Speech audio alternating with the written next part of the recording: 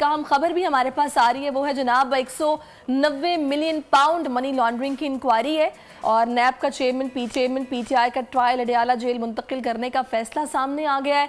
नैब ने jail trial के लिए वजारती कानून को जनाब खत भी लिख दिया है। चेयरमैन पीटीआई के वारंट पर अमल हो चुका है। चेयरमैन पीटीआई को जिस्मानी रिमांड के लिए एहतसाब अदालत पेश करना है।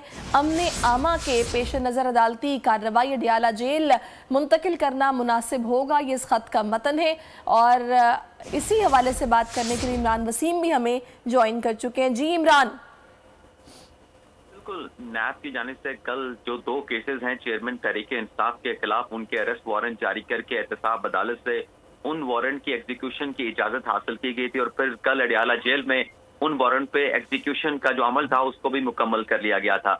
नैब की जानिब से अब एक नया लेटर जो है वजारत कानून को लिखा गया है, जिसमें ये कहा गया है कि जो इस वक्त अमनो अमा की सूरत हाल है और जो चेयरमैन तहरीक इंसाफ के अपने कंसर्न्स भी हैं सिक्योरिटी के हवाले से, तो ये मुनासिब रहेगा कि अडियाला जेल में जहां पर चेयरमैन पीटीआई इस वक्त मौजूद हैं, तो एहतसाब अदालत की जो कार्रवाई है वो भी अडियाला जेल में जो है वो की जाए। तो ये नैब का लेटर है जो कि वजारत कानून को लिखा गया है। वजारत कानून इस लेटर को प्रोसेस करते हुए, क्योंकि हुकूमत ने फैसला करना है, काबीना ने फैसला करना है, तो इसको आगे वफाकी काबीना को ये लेटर जो है वो रेफर किया जाएगा। जी ठीक है, बहुत शुक्रिया इमरान वसीम, आपने हमें सूरत हाल से आगाह किया। सब्सक्राइब करें और बेल दबाएं ताकि कोई खबर रह न जाए।